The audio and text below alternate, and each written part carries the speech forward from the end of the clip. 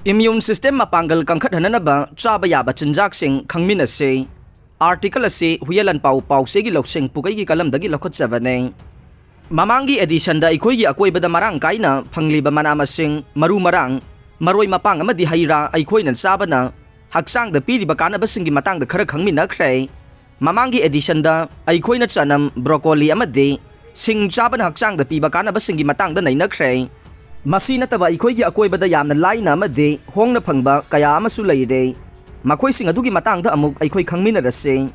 Ahan bada yaingang malem gi waina yaingang asi yamna kaman waina sizinariba makhal amane. Aikoi na maru waina yaingang dage semdoklaba machu asi yamna sizinai. Ahawba makhal gi ensang thongba amade madubu masak phajana na bohona bada aikoi na yaingang asuba machu hairaga khangnariba se sizinare. Adubu machu na aikoi da kari kanaba piribage haibadu de nongmata nainaruba taude khangsu khangde. Adubu aikoi na sanariba chinjak singi machalama oiriba machu ase sahi kaya gi mamangdage osteoarthritis amasung rheumatoid arthritis layang bada sizinaduna lakle.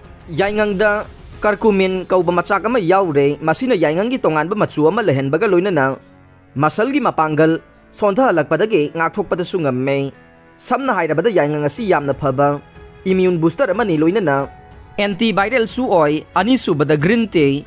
Aikoi na ayuk nongalakpada natraga marup mapangi mayumda natraga na hotel da kaman oina thaknariba green tea nasu haksang da kanaba kaya ama pire. Green tea thakpa na haksang da kanaba pi haibagi matang de khudingmak na khange. Adubu masina kari da kanaba piribage haibadu de aikoi na ka hena nainaru de. Adubu masida kari yauribage amade karamna kanaba pibage haibagi matang da yengse. Green namasung black tea animagta flavonoid saina khangnaba antioxidant makhalama yaure. Adubu green tea dana ahenba EGCG haina khangnabe antioxidant amasu yawe masida yauriba EGCG haina khangnabe antioxidant makhalase hakchangge immune mapanggal yamna kanna laihanbada chauna mateng pangi haibase thijinbadagi khangba ngamlei. Black tea semna bohonarakpa matamda fermentation process ama change. Adubu hairiba fermentation process asida black tea dage EGCG gi saruk ase ayambana mangkhe. Adubu green tea gi oina fermentation tawbage mahutta steam oina tawbana EGCG ase manghandana lehelli haire.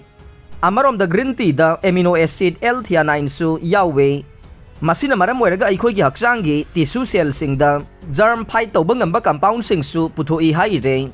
Ahum subada awathabi pambi asi aikoi gi akoibada marang kaina hauba pambi makhal amane. Awathabi asi aikoi gi akoibada marang kaina adumak phangi haiba yai. Aikoi na awathabi amunba amade asangba animak chai. Aikoi na sanariba awathabi da aikoi gi haksang na yamna mathau taba vitamin C gi chang ase wangna yawe. Masigi mathakta chaba tumhanba ngamba papain haina khangnaba enzyme makhal amasu yaure.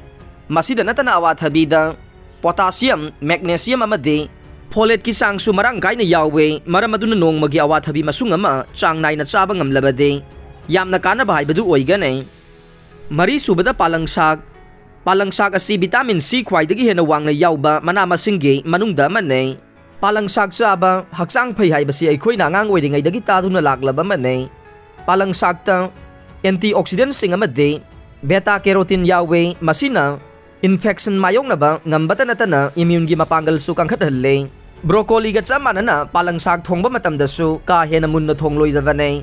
Natrabadi masida yauriba kanaraba machal sing adu mangkhigane. Mathakta hairiba sing asi khakta natana numitlai maru grapefruit nobab amade champra chabasu haksang da kanaba yamna pi haire. Article ase reliable source ta yumpham oiraga phongbane.